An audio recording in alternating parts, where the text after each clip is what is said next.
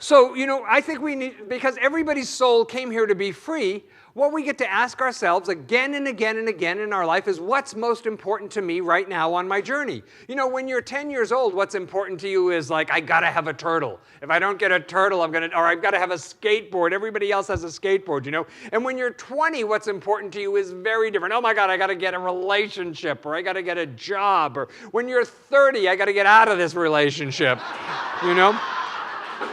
It's just, it changes and changes and changes, doesn't it? But when in the moment you think it's the most important thing in the world. And part of that is because our consciousness evolves over time.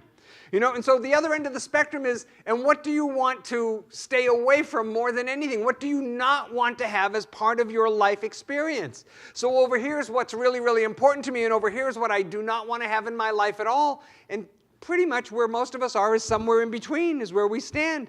So, it's a very science of mind idea that what you focus on increases. And so I'd ask us today to think about, what do you focus on most in life? Is it what you want or what you don't want?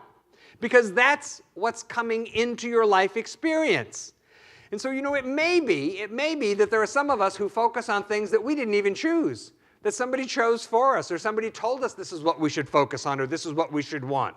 So if it came from somebody else, you should really look at that and see if this still applies to you now, today, in your journey. Right? So how many of us know the metaphysical, spiritual idea that my beliefs impact the quality of my life? Yes. This is yes. Yes. Yes.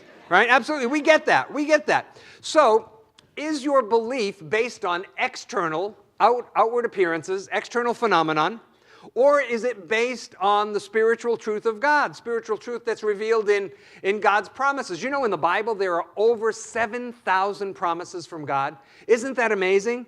And it's pretty much a you do this, I'll do this. You do this, I'll do this. The promises are for everybody. For everybody. In the book of Revelations it says, there shall no more be suffering. There shall no more be crying. There shall no more be sorrow. There shall no more be death. Behold, I make all things new.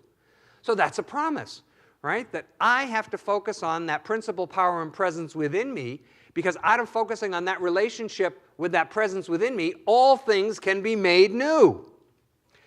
So I think a key is, for me, what I realize is, because this is just my personality, but perhaps some of you too, that I have to continue to be on the grow to be happy.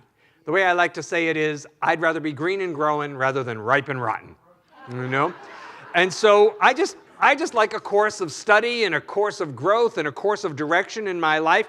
And so to me, that often looks like I have new goals. I have new things that I'm aspiring to, or new things I want to learn and embrace. And also that I make a conscious decision that in the process, I'm going to enjoy the process. Because if I don't like it till I'm good at it, then most of that time leading up to good at it is going to be hell. Yeah, it is.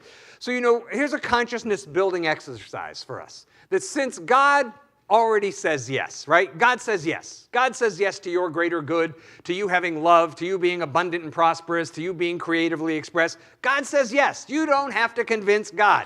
You say, God, and God says yes. Absolutely. Absolutely.